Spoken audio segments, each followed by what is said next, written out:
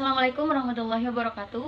Kami dari kelompok Asia Barat akan memaparkan materi mengenai Asia Barat kuno yang masih terdiri dari beberapa kerajaan dan Asia Barat modern yang sudah terbagi menjadi beberapa negara.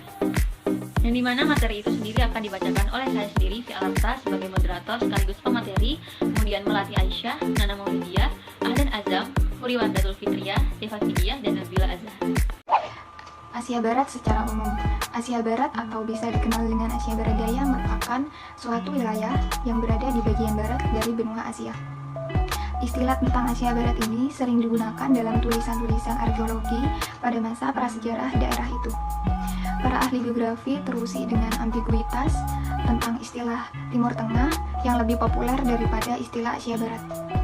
Negara India suka menggunakan istilah Asia Barat dikarenakan istilah Timur Tengah sangat keeropaan.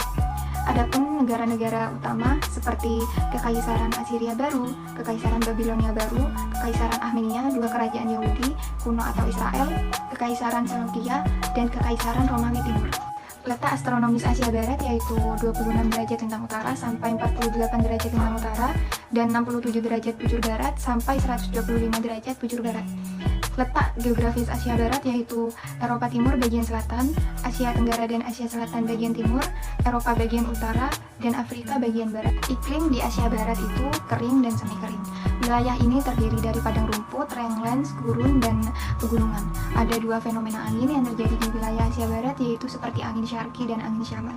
Yang dimaksud dengan angin syarqi adalah angin yang datang dari arah selatan dan arah tenggara. Ini adalah angin musiman yang berlangsung dari bulan April hingga awal bulan Juni dan datang lagi antara akhir bulan September sampai bulan November. Angin ini berdebu dan kering dengan hembusan sesekali hingga sampai 80 km per jam dan sering menimbulkan badai pasir yang sangat hebat. Dan yang dimaksud dengan angin syamal adalah angin barat laut musim panas yang tertiup di atas negara Irak, terutama di negara-negara Teluk Persia seperti Arab Saudi. Angin ini sering terjadi sangat kuat pada siang hari dan akan menurun pada malam hari. Angin ini terjadi sekali dalam setahun. Dan adapun sumber daya alam yang dimiliki di wilayah Asia Barat yaitu seperti pertambangan yang contohnya seperti minyak dan batu bara. Sektor inilah yang lebih dominan daripada sektor lainnya. Dan pertanian seperti kopi dan beras. Budaya pakaian dan makanan. Budaya pakaian di wilayah Asia Barat ini sangat tertutup, di mana perempuan yang pada umumnya memakai cadar dan memakai jubah, dan pada laki-laki pada umumnya memakai surban dan memakai baju gamis. Dan makanan yang ada di wilayah Asia Barat ini dominan seperti kebab Turki, samosa Arab, nasi kebuli Arab, kurma, roti Maryam, dan kismis. Ras kulit Asia Barat Timur Tengah bagian selatan, khususnya negara-negara semenanjung Arab, Yaman, Oman, didominasi oleh ras Negroid, dan Asia Barat Timur Tengah bagian utara didominasi oleh ras Kaukasoid dan ras Negroid. Ras Negroid ini umumnya memiliki warna kulit seperti coklat tua sampai hitam, dan ras Kaukasoid ini memiliki warna seperti warna putih atau coklat tua. Kebudayaan dan peradaban Mesopotamia. Dalam pengertian geografis, Mesopotamia adalah wilayah yang terletak antara Sungai Tigris dan Sungai Eufrat. Daerah ini terbentang dari kaki Bukit Taurus Armenia di utara sampai ke Teluk Persia. Juga di bagian barat terbatasi oleh padang pasir Syria dan di bagian timur dibatasi oleh pegunungan Zagros.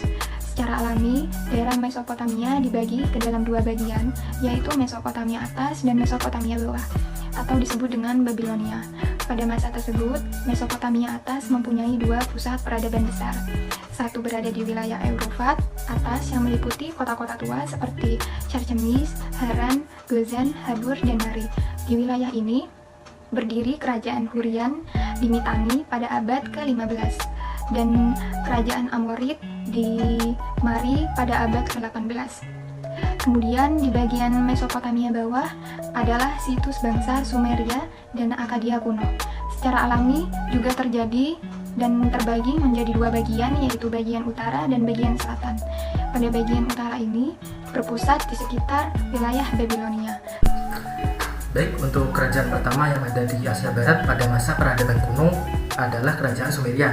Nah, untuk kondisi geografisnya sendiri, kerajaan Sumeria ini terletak di dekat Sungai Tigris dan Sungai Eufrat yang berhulu di pegunungan Armenia dan muaranya ada di Teluk Persia. Nah, kedua sungai ini tuh mulai berdekatan hampir di muaranya. Karena terletak di Mesopotamia yang bila diartikan mempunyai arti tanah di antara dua sungai, hal ini dikarenakan tanah di sana itu sangat subur. Di samping juga dikarenakan sering dilanda banjir. Untuk kondisi sosialnya sendiri, bangsa Sumeria ini menciptakan kebudayaan irigasi pada masa setelah abad ke-40 sebelum Masehi. Nah, orang-orang di sana itu menguasai rawa belantara yang menjadi sebuah prestasi sosial jauh lebih tinggi dari prestasi teknologi. Nah, dikuasainya rawa-rawa tersebut adalah sebuah prestasi yang jauh lebih tinggi daripada prestasi teknologi ini. Karena apa? Karena untuk memanfaatkan tanah genting di sungai kembar ini, yaitu Sungai Tigris dan Sungai Eufrat, yang dianggap sebagai hadiah oleh mereka ini, masyarakat Sumeria harus menggunakan teknik irigasi dengan skala yang membutuhkan kerjasama yang banyak manusia, kerjasama yang tinggi antara mereka. Kemudian ada sistem religi. Masyarakat kuno Sumeria ini pada umumnya mempunyai kepercayaan politeistik, di mana kepercayaan ini memuja banyak dewa. Sebagian dari dewa-dewa masyarakat Sumeria ini masih menggambarkan kekuatan alam yang mempunyai fungsi secara eksklusif. Bahkan masing-masing negara kota di Sumeria ini mempunyai dewa dan dewi tersendiri yang bahkan mereka sembah dengan mengorbankan hewan, padi, serta jagung. Orang-orang Sumeria ini juga percaya pada adanya alam baka. Kemudian ada peradaban Sumeria. Nah, hal yang paling dikenal dari peradaban Sumeria ini adalah pada tulisannya. Tulisan yang paling awal dikenal ini adalah tulisan dalam bentuk pahat yang ditemukan di kuil Uruk pada kira-kira 3200 sebelum Masehi. Nah, tulisan tersebut ini terdapat pada kepingan-kepingan tanah liat. Tulisan ini juga sering disebut dengan istilah cuneiform writing. Cuneiform ini adalah sistem tulisan yang kira-kira sejaman dengan hieroglyphs yang merupakan hasil kebudayaan masyarakat Mesir kuno. Orang-orang Sumeria ini juga menerapkan sistem penomoran dan mengembangkan berdasarkan pada 60 unit. Mereka juga mengembangkan dasar aljabar dan geometri serta mengembangkan karya sastra. Karya sastra yang terkenal adalah The Epic of Gilgamesh. The Epic of Gilgamesh ini adalah karya sastra tertua yang ada di dunia ini. Untuk akhir dari peradaban Sumeria ini, bangsa Sumeria ini ditaklukkan oleh bangsa Sumeria lainnya, yaitu Assyria. Nah, bangsa Sumeria ini tidak pernah muncul lagi dalam sejarah politik setelah berdirinya baru bangsa Semit yang kedua ini, yaitu Assyria. Tetapi bagaimanapun peradaban yang telah mereka bangun ini merupakan fondasi bagi peradaban seluruh penakluk di lembah Tigris dan Eufrat ini. Untuk kerajaan berikutnya ada kerajaan Akkadia. Nah, untuk kondisi geografisnya ini, bangsa Akkadia termasuk di dalam rumpun bangsa Semit yang berasal dari daerah padang pasir. Nah, mereka ini bergerak dari daerah yang ada di sebelah utara di daerah Mesopotamia. Nah, di bawah pimpinan Sargon ini, Raja Sargon, bangsa Akkadia melakukan serangan dan berhasil menduduki daerah Mesopotamia dengan mengalahkan kerajaan Sumeria. Jadi bangsa Akkadia ini menempati tempat yang ditempati bangsa Sumeria, atau bisa dibilang kelanjutan dari bangsa Sumeria. Kemudian ada sistem mata pencaharian dan religi. Nah, dua ciri yang menonjol ketika orang-orang Akkadia ini mengambil alih dominasi, yaitu dominasi dari bangsa Sumeria yang sebelumnya ini adalah dari segi religiusitas dan kemampuan perdagangan. Nah, dalam segi religiusitas ini tercermin secara hidup dalam arca-arca sesembahan yang kecil bentuknya. Bangsa Akkadia ini juga memuja banyak dewa yang akrab dengan sebutan politeis. Kemudian dalam segi perdagangan ini, mereka menerapkan metode perdagangan yang pernah dilakukan oleh orang-orang Sumeria yang secara sistematis dan dalam skala yang besar. Bahkan orang-orang Akkadia ini melebihi praktek orang-orang Sumeria dalam hal berdagang dan bahkan berhasil menangkap semangatnya. Akkadia sendiri, peradaban Akkadia ini berawal dari adanya suku bangsa yang memiliki asal-usul Semit yang bermigrasi dari wilayah barat daerah Bulan Sabit ke bagian atas dan tengah Mesopotamia. Daerah Bulan Sabit ini terbentang dari pesisir Laut Tengah dan kemudian melengkung dan masuk ke lembah Sungai Tigris dan Eufrat, kemudian ke Teluk Persia.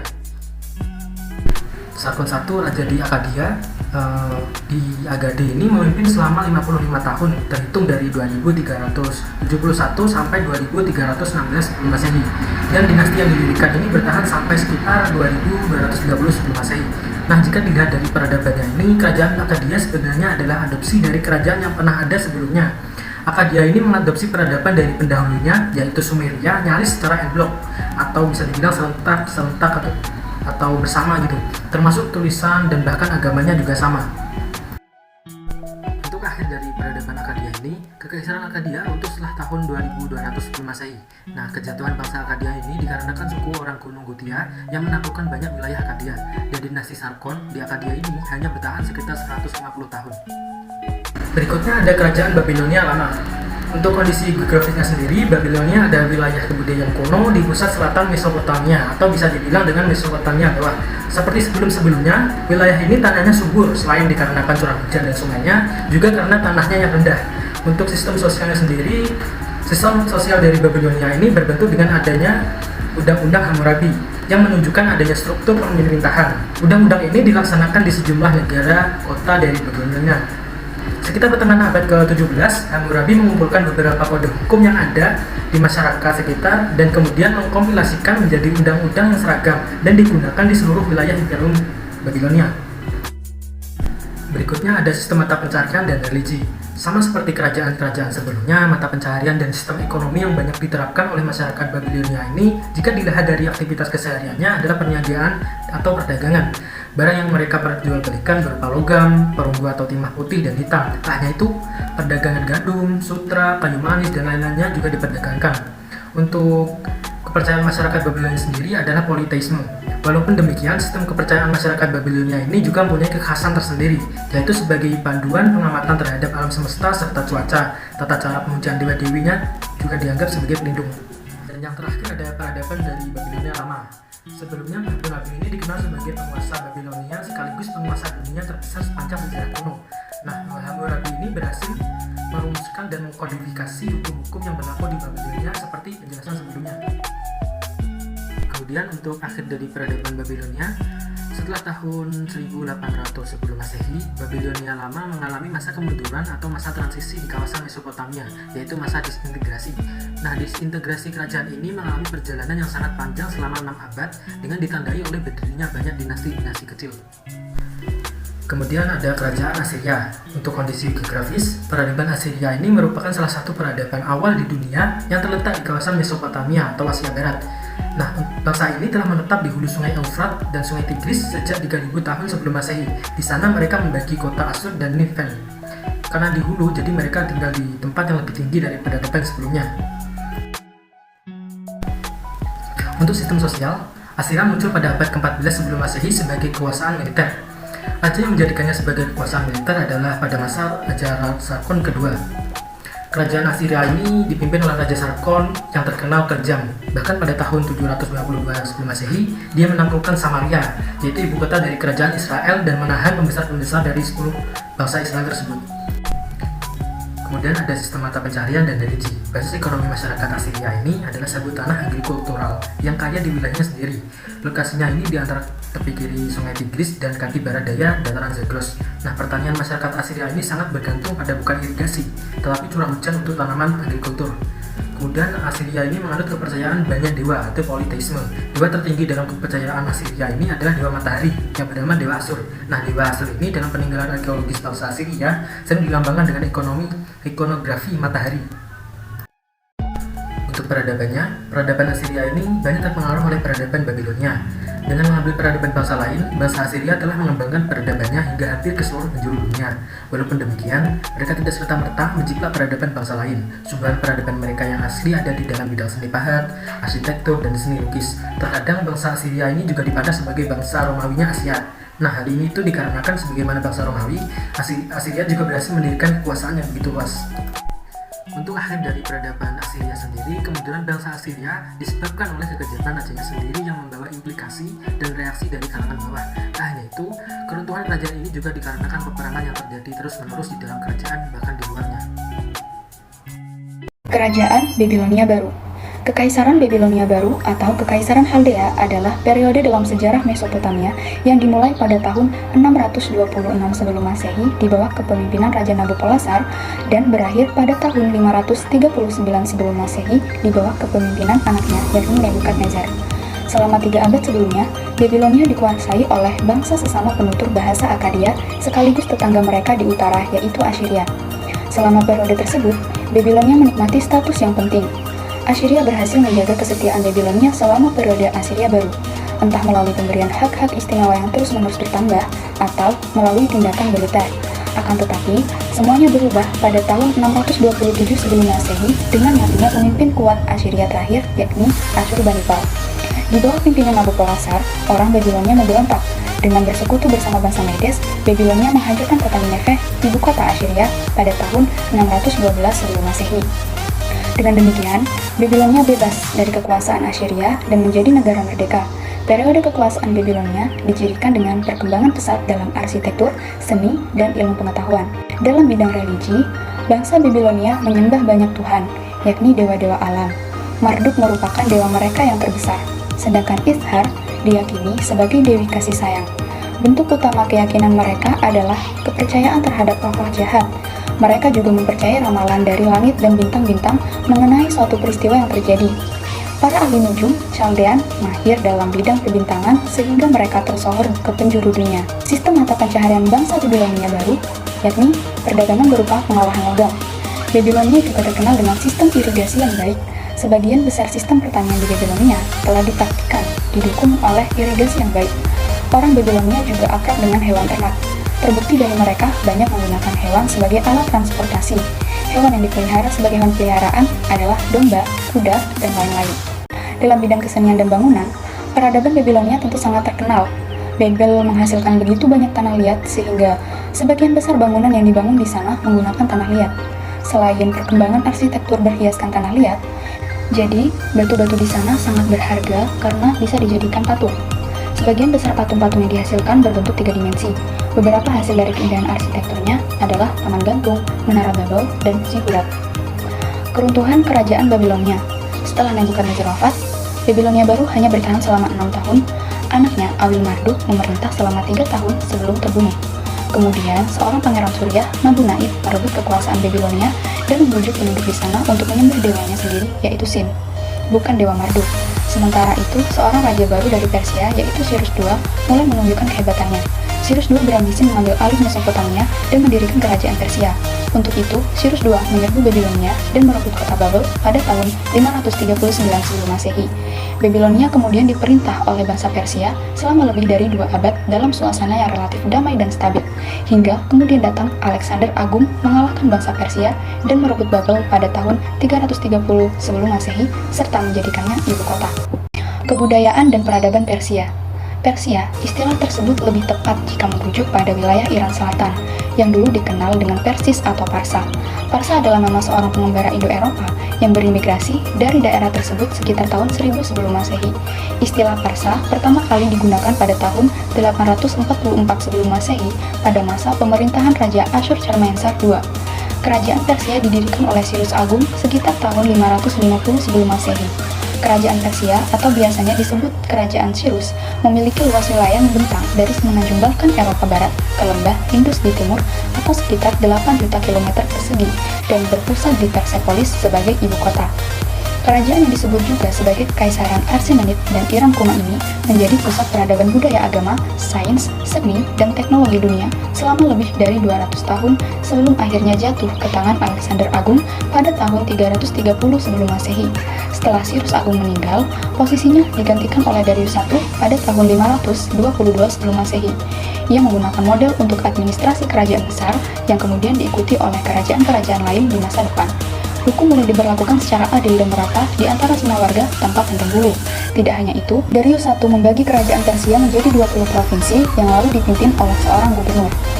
Kekaisaran Akhemenia merupakan kekaisaran Persia pertama di Asia Selatan dan Barat Daya yang didirikan pada abad ke-6 sebelum Masehi oleh Koresh Agung yang menggulingkan Konfederasi Medes. Dalam sisi kondisi geografis, kekaisaran ini meluas hingga pada akhirnya menguasai wilayah yang amat besar di dunia kuno. Dan pada tahun 500 sebelum Masehi, wilayahnya membentang dari lembah Indus di timur hingga ke Trakia dan Makedonia di perbatasan timur laut Yunani. Tidak ada kekaisaran lain sebelum masa itu yang lebih besar daripada kekaisaran Akhemenia. Kekaisaran Akhemenia pada akhirnya menguasai Mesir juga. Kekaisaran ini dipimpin oleh serangkaian raja yang menyatukan suku-suku dan bangsa-bangsanya yang terpisah-pisah dengan membangun jaringan jalan yang rumit. Sistem religi. Agama masyarakat Akhemenia yakni Zoroastrianisme atau Manjusi, yakni sebuah ajaran filosofi yang didasari oleh ajaran Zarathustra. Zoroastrianisme dahulu kala adalah agama yang berasal dari daerah Persia kuno atau kini dikenal dengan Iran. Di Iran, Zoroastrianisme dikenal dengan sebutan Mazdayasna, yaitu kepercayaan yang menyembah kepada Ahura Mazda atau Tuhan yang bijaksana. Selanjutnya ada Kekaisaran Parthia, dikenal dengan nama Kekaisaran Parthia karena didirikan di Patala. ketika Asadistan Batavia menaklukkan kawasan timur laut Iran. Kala itu, Pattawa adalah salah satu daerah kesatrapan yang dibawahi Rosa Seleucus dan satrapnya bernama Andragoras. Kondisi geografis pada masa kekuatan Mitra I, ia memperluas wilayah kekuasaan Wangsa Arsak dengan merebut daerah Madar dan Mesopotamia dari Wangsa Seleucus. Pada masa kegemilangannya, Wangsa Arsak berdaulat atas wilayah luas yang membesar dari daerah hulu Sungai Efrat di tengah kawasan timur Turki sekarang ini sampai ke kawasan timur Iran.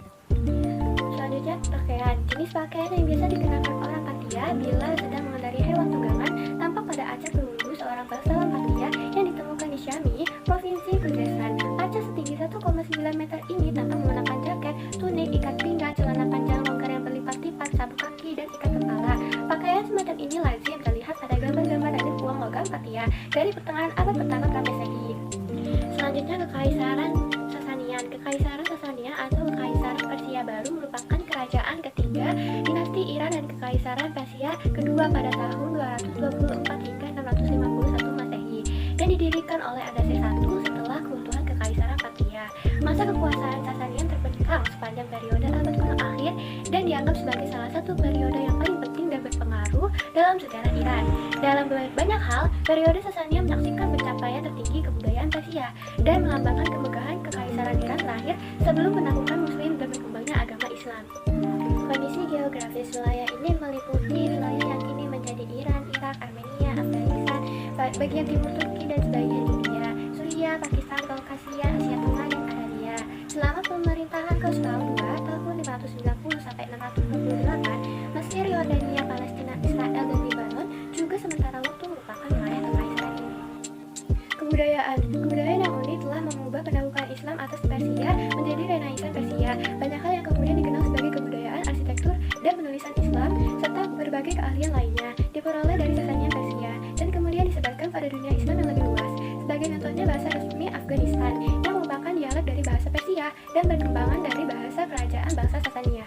Keruntuhan Kekaisaran Sasania.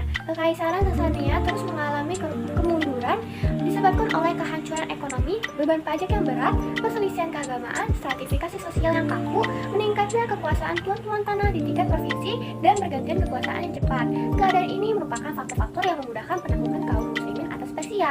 Pada masa pemerintahan Khalifah Umar bin Khattab, pasukan kaum muslimin berhasil mengalahkan kekuatan Persia yang dipimpin oleh Jenderal Rustam Farkhzad di pertempuran Al-Qadisiyah pada tahun 637. Keruntuhan Kekaisaran Sasanian secara tuntas terjadi dalam kurun waktu 5 tahun dan semua wilayahnya masuk ke dalam pemerintahan Islam. Penaklukan Persia oleh Muslim atau serangan Arab. Kedatangan Islam merupakan konflik yang berujung pada jatuhnya Kekaisaran Sasanian pada tahun 644. Kekaisaran Sasanian pada tahun 651 menyebabkan kemunduran agama Zoroaster di Persia. Orang Arab pertama kali memasuki wilayah Sasanian pada tahun 633 ketika Jenderal Khalid bin Walid menginvasi daerah yang kini disebut Irak. Seiring dipindahkannya Khalid ke front Romawi di Levan, kaum muslim akhirnya kehilangan kekuasaan mereka akibat serangan balik Persia. Pegunungan Zakros kemudian menjadi penghalang alami antara Khalifah Rashidi dan Kekaisaran Sasanian. Akibat serangan terus-menerus oleh Persia terhadap daerah tersebut, Khalifah Umar memerintahkan dilancarkannya invasi penuh terhadap Kekaisaran Persia Sasania pada tahun 642 yang selesai dengan penaklukan penuh Sasania pada pertengahan tahun 644. Penaklukan cepat Persia dalam serangkaian serangan bercabang banyak yang terkoordinasi secara baik diarahkan oleh Khalifah Umar dari Madinah yang memiliki jarak ribuan mil dari medan perang di Persia. Beralih ke Asia Barat modern yang sudah terbagi menjadi beberapa negara, yaitu di sini pertama ada Turki, merupakan negara yang dulunya disebut sebagai Ottoman Empire. Turki mempunyai dasar sejarah yang panjang dikarenakan Turki pernah menjadi ajang perebutan kekuasaan seperti Kerajaan Romawi Timur, dinasti Seljuk, dinasti Ottoman, hingga akhirnya menjadi Turki yang modern di bawah pimpinan Mustafa Kemal Atatürk. Awal periode keemasan dinasti Ottoman adalah waktu pasukan Turki Ottoman berhasil menaklukkan kota Bizantium, yaitu Konstantinopel di tahun 1453. Konstantinopel ini mengukuhkan status kekaisaran Turki Utsmani sebagai kekuatan besar khususnya di wilayah Eropa Tenggara dan Mediterania Timur. Pemerintahan di Turki masa kekaisaran Utsman atau Utsmani berkuasa selama kurang lebih 6 abad. Turki Utsmani berjaya di bawah pimpinan Sultan Mehmed II dengan sebutan Al-Fatih. Hal itu disebabkan karena pemerintahan Islam menguasai Konstantinopel.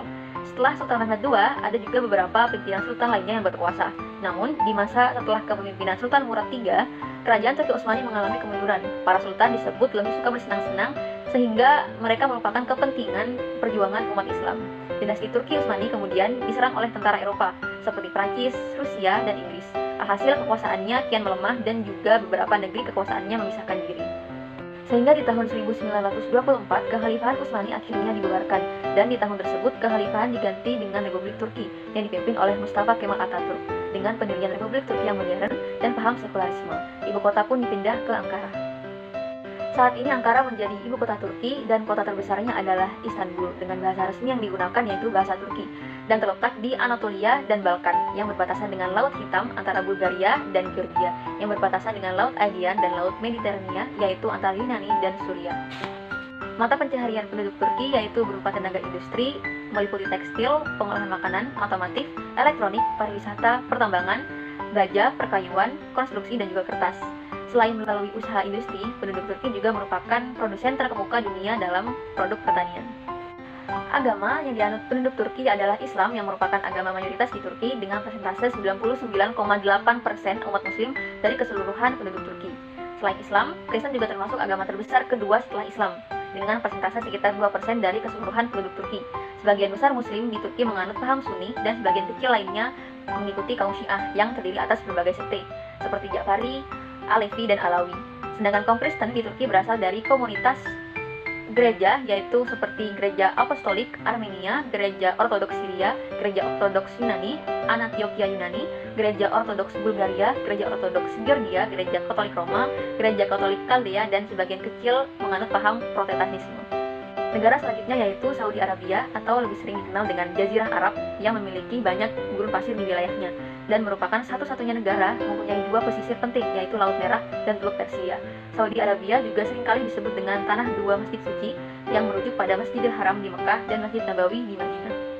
Mengenai sejarah Saudi Arabia tak luput dari agama Islam dengan kekhalifahannya, yang dimana kekhalifahan pertama dimulai dari Abu Bakar dan Umar, kemudian dilanjutkan oleh Ali bin Abi Thalib, seterusnya ke Damaskus masa dinasti Umayyah, ke Baghdad masa Abbasiyah, ke Istanbul masa Turki Utsmani, sampai pada akhirnya masa kekhalifahan tersebut mengalami kemunduran dan sampai wilayah Islam terbagi sendiri-sendiri menjadi negara-negara dengan batasan wilayahnya masing-masing. Dengan adanya kemunduran di masa kekhalifahan juga dorongan suhu politik, disitulah awal mula terbentuknya Arab Saudiyah dengan tokoh-tokoh pemrakarsa agama dan keluarga Bani Saudi sebagai pemimpin. Dengan kemunduran kekhalifahan tersebut, Muhammad bin Saudi menggiring kerajaan kecil di Diriyah untuk melakukan ekspansi militer ke berbagai wilayah. Sampai akhirnya Muhammad bin Saudi wafat di tahun 1765. Kemudian perluasan wilayah dinasti Saud itu dilanjutkan oleh putranya Abdul Aziz bin Muhammad al-Saud. Kekuasaan dinasti Saud sampai pada Mekah dan Madinah itu rupanya memancing dinasti Ottoman untuk berperang di tahun 1811 sampai 1818. Peperangan itu rupanya dimenangkan oleh dinasti Ottoman, namun tak semua keluarga dinasti Saud terbunuh. Setelah itu, di tahun 1824, dinasti Saud Jilid II kembali dibangun dari puing-puing kekalahan itu oleh Turki bin Abdullah yang masih merupakan keturunan Muhammad bin Saud. Dinasti Saud II pada akhirnya juga tumbang dikarenakan ada perpecahan di dalam negeri. Selanjutnya, sejarah Arab modern dibangun oleh Abdul Aziz II beserta 39 orang dengan menaklukkan benteng Masmak yang merupakan jantung kekuasaan dinasti Al-Rashid. Penaklukan itu secara otomatis menjadikan Abdul Aziz II sebagai penguasa Riyadh. Di tahun 1912, Abdul Aziz II menyiapkan kekuatan militer dengan membangun koloni persaudaraan atau Ikhwan di Gurun al-Artawiyah. Di 1 tahun setelahnya, barulah mereka melanjutkan kembali ekspansi ke berbagai wilayah hingga berhasil mereka taklukkan satu persatu. Akhirnya pada tanggal 8 Januari 1926, Abdul Aziz II memproklamasikan berdirinya negara Arab Saudi dengan nama resmi Kerajaan Arab Saudi. Negara beribu kota Riyadh ini berbatasan langsung dengan Yordania dan Irak ke utara, Kuwait ke timur laut, Qatar, Bahrain, dan Uni Emirat Arab ke timur, Oman ke tenggara, dan Yaman ke selatan. Dan sebagian besar wilayah Arab Saudi merupakan gurun pasir. Bahasa resmi yang digunakan adalah bahasa Arab. Kebudayaan yang ada di Saudi Arabia yaitu berupa kesusastraan hikayat, kaligrafi, gambus, dan juga zapir. Busana yang sering digunakan oleh penduduk Saudi Arabia yaitu berupa gamis dan sorban di kepala. Perekonomiannya sebagian besar dari hasil minyak bumi dan sektor pertambangan, namun juga ada dari perniagaan serta peternakan. Agama yang dianut yaitu adalah Islam yang merupakan mayoritas di sana. Sebagian kecilnya yaitu ada agama Kristen dan juga Hindu. Yang ketiga yaitu ada Uni Emirat Arab yang merupakan negara federasi, merupakan tempat berdirinya bangunan-bangunan tinggi, yaitu salah satunya ada Burj Khalifa. Sejarah peradaban Uni Emirat Arab ini dimulai pada abad ke-18 dengan munculnya era Inggris dan melakukan perjanjian. di tahun 1892. Isi perjanjian tersebut berisi kesepakatan dengan para syekh di sana untuk tidak melakukan kerjasama dengan negara lain kecuali dengan persetujuan Inggris. Timbal baliknya adalah Inggris akan menjaga wilayah pantai terusial dari serangan laut serta akan membantu apabila terjadi serangan di darat. Dan di tahun 1958, di Uni Emirat Arab ditemukan titik terang dengan menemukan sumber minyak di kawasan Teluk. Ketika pendapatan minyak semakin meningkat, penguasa di Abu Dhabi melakukan program pembangunan besar-besaran seperti membangun sekolah, perumahan, rumah sakit, dan bangunan-bangunan lainnya. Perkembangan pesat Uni Emirat Arab ini membuat kekuatan militer Inggris semakin melemah, sehingga Inggris pun mundur dan membatalkan perjanjian di tanggal 24 Januari 1968. Dengan berakhirnya perjanjian tersebut membuat Uni Emirat Arab semakin mandiri untuk menjaga wilayah mereka. Sebagai tindak selanjutnya, mereka pun memutuskan untuk bergabung membuat federasi. Pada tahun 1971, 6 emirat yaitu Abu Dhabi, Dubai, Sahraj, Ajman, Fujairah, dan Al-Quwain melakukan penandatanganan perjanjian pendirian Uni Emirat Arab. Keputusan tersebut kemudian disusul oleh Ras Al Khaimah yang turut bergabung di tahun 1972 yang melengkapi susunan Federasi Uni Emirat Arab. Wilayah Uni Emirat Arab ini dikelilingi oleh Teluk Oman dan Teluk Persia di antara Oman dan juga Arab Saudi. Kedudukan strategis yang dimiliki Uni Emirat Arab ini menjadikan wilayah tersebut sebagai persinggahan ekspor dan juga impor minyak dunia. Bahasa nasional di Uni Emirat Arab adalah bahasa Arab dan bahasa Inggris adalah bahasa utama. Kebudayaan yang dimiliki Uni Emirat Arab yaitu tetap mempertahankan unsur-unsur tradisional kesenian seperti arsitektur dan juga mempunyai tari-tarian. Agama yang dianut oleh Uni Emirat Arab yaitu adalah Islam sebagai mayoritas dengan persentase 85% menganut paham Sunni dan 15% menganut paham Syiah. Mayoritas kedua yaitu ada agama Kristen, dan untuk persenan lainnya ada agama Buddhisme, Yudaisme, Hinduisme, dan Sikhisme yang dianut oleh masyarakat imigran.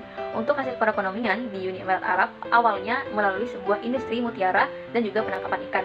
Namun setelah ditemukannya sumber minyak di tahun 1998, Uni Emirat Arab beralih menjadi ekspor minyak dan kemudian mengekspor minyak tersebut di tahun 1962 hingga saat ini. Iran adalah tempat berkembangnya salah satu peradaban besar dunia yang tertua. Iran merupakan negara ke-16 terbesar di dunia. Iran atau Persia adalah salah satu negara Asia, tepatnya ada di kawasan Timur Tengah. Iran juga tempat berkembangnya salah satu peradaban besar dunia yang tertua dan berkesinambungan. Peradaban ini sudah membangun permukiman-permukiman urban semenjak tahun 4000 sebelum Masehi.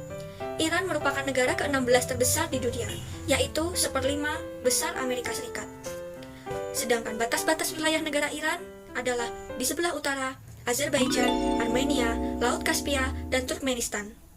Selatan, Teluk Persia dan Teluk Oman. Barat, Turki dan Irak. Dan di timur ada Pakistan dan Afghanistan. Geografi. Luas wilayah negara Iran adalah 1.648.195 km persegi. Letak astronomisnya adalah 24 derajat lintang utara hingga 40 derajat lintang utara dan 40 derajat bujur timur hingga 60 derajat bujur timur. Agama resmi negara Iran adalah Islam Syiah. Mayoritas populasi yang sekitar 90% sampai 95% beragama Islam Syiah. Sekitar 4% sampai 8% populasi menganut Muslim Sunni, terutama pada suku Kurdi dan Baloches. 2% sisanya Kristen, Yahudi, Bahais, Mandens, Yazidis, Yarsanis, dan Zoroastrians, agama minoritas terbesar yang tidak diakui di Iran. Bahasa resmi Iran adalah bahasa Persia. Budaya Iran mempunyai sejarah yang panjang dalam kesenian musik, puisi, filsafat, serta ideologi. Sedangkan ekonomi Iran adalah campuran ekonomi perencanaan sentral dengan sumber minyak dan perusahaan-perusahaan utamanya dimiliki pemerintahan, dan juga terdapat beberapa perusahaan swasta. Pertumbuhan ekonomi Iran stabil semenjak 2 abad yang lalu. Perkembangan Iran di bawah Kekaisaran Shah Reza tahun 1925 sampai 1941. Berkuasa hampir 16 tahun sampai 16 September 1941. Dipaksa turun tahta oleh Inggris setelah terjadi peristiwa Peristowa, invasi Inggris Soviet atas Iran. Shah Reza membentuk pemerintah otoriter yang mengutamakan nilai-nilai nasionalisme, militerisme, sekularisme, dan anti-komunisme, digabungkan dengan ketat dan propaganda negara. Shah Reza melakukan berbagai reformasi di bidang sosial dan ekonomi, dan menata ulang angkatan bersenjata, administrasi, pemerintahan, dan keuangan negara. Selanjutnya ada kepemimpinan Syah Muhammad Reza tahun 1941 sampai 1979. Awalnya diharapkan bahwa Iran pasca penduduk akan menjadi sebuah negara monarki konstitusional. Muhammad Reza Shah Pahlavi adalah seorang syah baru yang masih muda, yang mula-mula mengambil sikap akan tindak tangan dalam pemerintahan dan membiarkan parlemen memegang kekuasaan besar. Negara selanjutnya adalah Irak. Negara ini berbatasan dengan Kuwait dan Arab Saudi di selatan, Yordania di barat, Suriah di barat laut, Turki di utara, dan Iran di timur. Irak mempunyai bagian yang sangat sempit dari garis pantai di Qarsh di Teluk Persia. Irak terletak di antara garis lintang 29 derajat dan 30 derajat N, dan garis bujur 39 derajat dan 49 derajat E. Mempunyai luas wilayah 437.072 km persegi. Tahun 1920 ialah awal pembentukan negara Irak modern. Tahun 1921, Emir Faisal Ibn Hussein dinobatkan oleh kekuatan Inggris menjadi Raja Irak. Mandat Inggris berakhir tahun 1932, ketika Liga Bangsa-Bangsa mengakui Irak sebagai negara merdeka. Pada tahun 1941, sekelompok perwira Irak memimpin gerakan perlawanan melawan Inggris. Pada Maret 1945, Irak menjadi anggota pendiri Liga Arab, yang termasuk Lebanon dan Arab Saudi.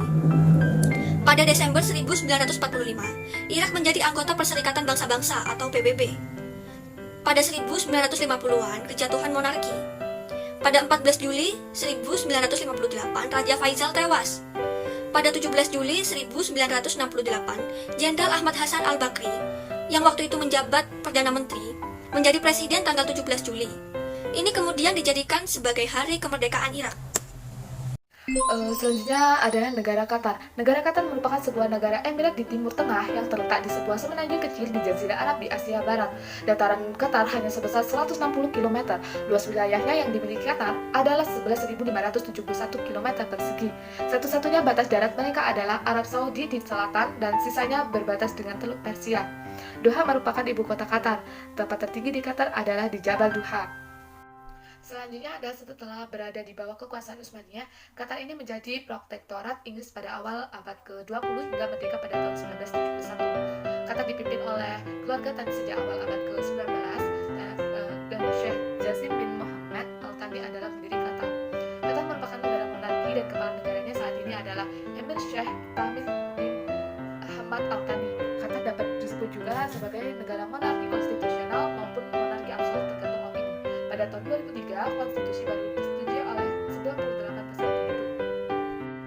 Dapat Anda ketahui bahwa Qatar itu memegang pengaruh yang cukup penting di dunia, dan Qatar akan menjadi tuan rumah Piala Dunia FIFA 2022 dan menjadi negara Arab pertama yang akan mendapatkannya.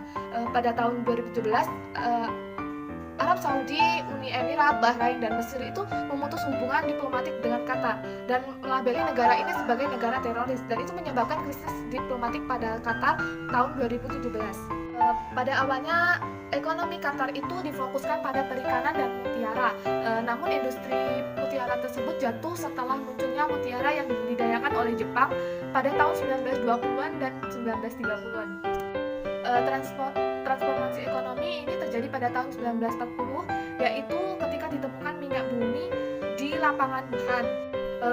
Dapat Anda ketahui juga, negara ini hampir tidak menerapkan pajak, namun otoritas negara ini berencana untuk menerapkan pada makanan siap saji dan barang mewah. Pajak ini akan diimplementasikan pada barang yang membahayakan tubuh, yang seperti makanan siap saji, rokok, dan makanan ringan. Awal mula rencana kebijakan ini diperkirakan akibat jatuhnya harga minyak dan menyebabkan negara ini defisit pada tahun 2016. Selain itu, jumlah pemotongan kerja juga meningkat dari perusahaan minyak dan sektor lembaga negara lainnya.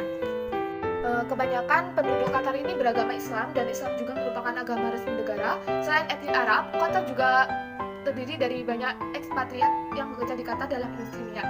Kebanyakan muslim di Qatar itu mengikuti aliran muslim Sunni, sedangkan muslim yang mengikuti Syiah sekitar 20%.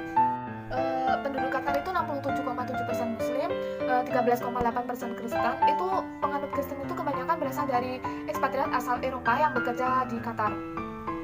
Dan selanjutnya 13,8% itu Hindu, dan 3,1% itu Buddha, dan agama dan kepercayaan lainnya itu 1,6%. Dan bahasa resmi yang digunakan Qatar yaitu bahasa Arab. Selanjutnya adalah negara Lebanon. Lebanon dalam pengucapan bahasa Arab ini secara resmi dikenal sebagai Republik Lebanon. Merupakan salah satu negara yang terletak di Asia Barat. Bahasa yang pertama kali bermukim di Lebanon adalah bahasa Semit Kanan, atau dalam bahasa Yunani Polynesian. Karena hidup di lepas pantai, bangsa Polynesian terkenal aktivitas pelayaran dan perdagangan mereka. Pada 332 sebelum Masehi, bangsa Romawi menaklukkan Polynesian dan memerintah Lebanon sebagai bagian dari provinsi Syria. Pada kekuasaan Romawi tersebut, kota Beirut mulai berkembang, dan juga pada masa kekaisaran Romawi inilah agama Kristen mulai berkembang. Di tahun 632 Masehi, Islam masuk ke Syria di bawah pimpinan dinasti Umayyah dan Abbasiyah, dan Lebanon mulai bangkit menjadi masyarakat modern. Pada era ini, bahasa Arab menjadi bahasa resmi Lebanon, dan negara ini menjadi bagian dari peradaban Islam yang gemilang. Pada era itu juga, para tentara perang salib berusaha menancapkan pengaruh Kristen dengan menghidupkan budaya barat di tengah kehidupan Islam di Beirut. Namun, pada 1187 Masehi, Kesultanan Mamluk yang berpusat di Mesir itu mampu mengusir pasukan tentara perang salib dan menguasai Lebanon serta Syria hingga 1500 Masehi. Di tahun 1516 Masehi, Beirut dan Syria itu jatuh ke tangan Turki Utsmani atau Ottoman. Akan tetapi pada akhir Perang Dunia I yang menandai jatuhnya dinasti Ottoman, Lebanon itu jatuh ke tangan Prancis. Bahkan mereka meminta berpisah dari Syria sehingga bisa berdiri sendiri, tapi kebebasan penuh baru itu diperoleh Lebanon pada tahun 1946, walaupun secara resmi negara tersebut merdeka pada tanggal 22 November 1943. Ibu kota Lebanon saat ini yaitu Beirut dengan bahasa resminya Arab dan Prancis. Luas wilayah Lebanon yaitu 10.452 km persegi. Berbatasan Syria di timur dan utara, dan Palestina ada di selatan. Dan mata uang yang dimiliki Lebanon ialah pound Lebanon. Beirut terkenal dengan beragama agama di seluruh negara Timur Tengah. Mayoritas penduduk menganut Islam dan Kristen. Ada 9 aliran agama Beirut, yaitu Maronit Katolik, Ortodoks Yunani, Katolik Yunani, Armenia Apostolic, Katolik Armenia, Protestan, Muslim Sunni, Muslim Syiah, dan Druze. Selanjutnya adalah negara Oman. Oman kesultanan di bagian tenggara Semenanjung Arab, berbatasan dengan Selat Hormuz, dan Teluk Oman ada di utara, Laut Arab ada di timur dan selatan, Republik Demokrasi Rakyat Yaman barat daya, Arab Saudi ada di barat, dan Uni Emirat Arab di barat laut dan utara. Luas wilayah Oman adalah 300.000 km persegi, dengan penduduk Oman adalah 1.389.000 pada tahun 1989. Agama di Oman adalah ada Islam 86% dan 13% itu Hindu, dan 1% itu untuk agama lain-lain. Dan bahasa di sana adalah bahasa Arab. Ibu kota di Oman adalah Muscat, dan mata uang di Oman adalah Rial Oman. Pada permulaan abad ke-16, Portugis menduduki Oman, tetapi kemudian berhasil diusir pada pertengahan abad ke-17. Dinasti yang memerintah mulai berkuasa pada tahun 1749. Maka Oman boleh disebut negara otonom tertua di Arab, kendati Inggris cukup berpengaruh di negara ini sejak abad ke-19 dalam bidang perdagangan dan pertambangan. Selanjutnya pada tahun 1955 dan 1957 itu sejumlah pemimpin Islam itu mengadakan perlawanan, tetapi usaha ini tidak berhasil menggulingkan Sultan. Selanjutnya pemberontakan yang terjadi di daerah Dofar dengan dukungan RR Cina dan Yaman Selatan itu pada pertengahan tahun 1960-an juga berhasil dipadamkan pada tahun 1975. Negara ini itu diperintah oleh Sultan Qaboos bin Said sejak tahun 1970 yang berkuasa setelah menggulingkan ayahnya sendiri, Sultan Said bin Taimur. Selanjutnya adalah penduduk Oman. Sebagian besar pendudukan Oman hidup di daerah pegunungan dan pantai-pantai utara dan di daerah Salal. Daerah-daerah yang terletak di antara daerah-daerah tersebut dihuni oleh suku-suku pengembara dan yang memelihara unta pacuan yang paling baik di Semenanjung Arab. Sebagian dari suku-suku bangsa yang paling primitif di Timur Tengah hidup di wilayah Dofar, negeri kemenyan dan Mur, Dorman. Mayoritas penduduk adalah orang Arab. Di daerah-daerah pantai, sekitar 50% penduduknya terdiri dari orang India, Baluchi, Iran, dan Negro. Industri minyak dan perkembangan negeri ini menyebabkan pemerintahan mendatangkan tenaga-tenaga ahli dari negara-negara barat, yang terutama adalah dari Inggris. Oman adalah negara Islam. Penduduk yang beragama Islam itu sekitar 86%, sebagian besar menganut aliran Ibadit, dan hanya sebagian kecil yang menganut aliran Sunni. Pendidikan masih dalam tahap berkembang. berkembang. Meskipun demikian, dalam tahun 1985 sampai 1986 itu sudah ada 351 sekolah dasar dengan 177.685 murid dan 290 sekolah lanjutan dengan 48.828 murid, sedangkan yang belajar di luar negeri ada sekitar 2.316 mahasiswa.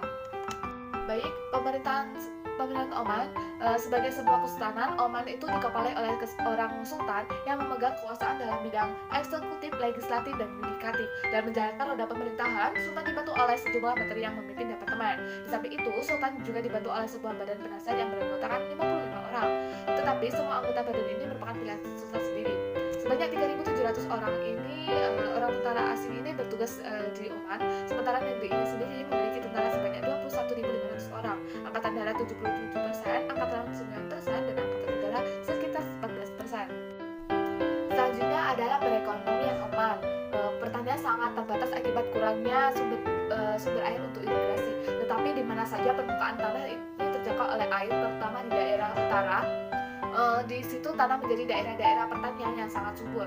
Dataran pantai Batina itu terkenal dengan kurmanya, sedangkan buah-buahan dan padi-padian ditanam di tanah pertanian di lereng-lereng sekitar pegunungan Al-Akhdar. Dan meskipun demikian, hari demi negeri ini terletak pada hasil minyak dari Fumut dan Nati yang disalurkan melalui pipa ke Mina Al-Falah dekat Sumatera untuk diekspor. Seperti contoh di samping ini, pendapatan dari minyak dimanfaatkan untuk banyak proyek, dari proyek Port Corpus, pelabuhan baru berair dalam, lalu sampai proyek perumahan, kesehatan, pendidikan, dan transportasi. Barang impornya terdiri dari alat-alat transport, barang-barang produksi pabrik, bahan makanan, dan produk-produk minyak bumi. Dengan sumber utama Uni Emirat Arab, Jepang, dan Inggris.